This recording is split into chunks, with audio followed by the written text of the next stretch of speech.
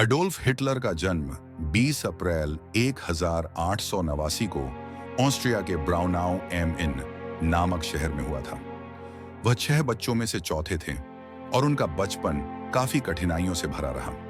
पढ़ाई में वह औसत छात्र थे और 2 बार वियना की आर्ट अकादमी में दाखिला लेने में असफल रहे।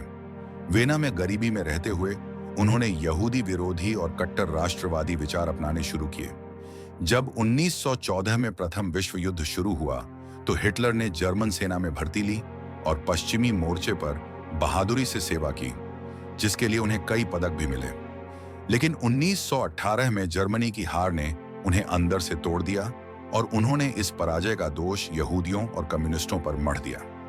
युद्ध के बाद 1919 में हिटलर ने जर्मन वर्कर्स पार्टी ज्वाइन की, जिसे बाद में Marxist national socialist German workers party Nazi party on कहा जाने लगा।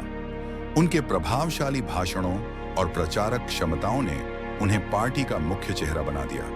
1923 में उन्होंने सत्ता पर कब्जा करने की असफल कोशिश की, जिसे बियर हॉल पुच कहा जाता है। इसके बाद उन्हें जेल भेजा गया, जहां उन्होंने अपनी प्रसिद्ध किताब नमीन कैम्फ नमास लिखी, जिसमें उन्होंने शुद्ध आर्य नस्ल, यहूदियों के प्रति घृणा और जर्मनी के विस्तार की योजना का वर्णन किया।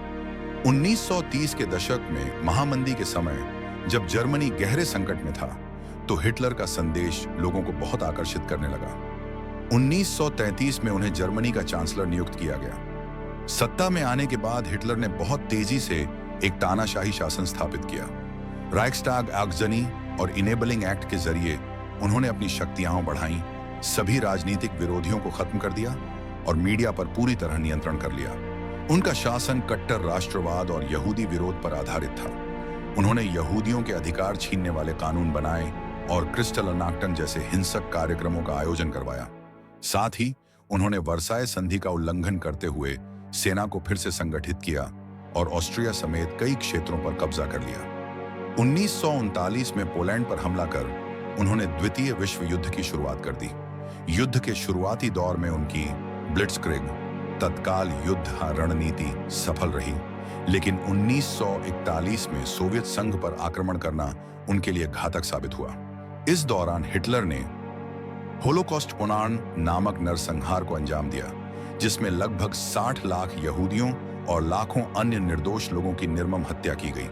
जैसे जैसे 1945 में मित्र देशों की सेनाएं जर्मनी की ओर बढ़ी, हिटलर की सत्ता ढहने लगी।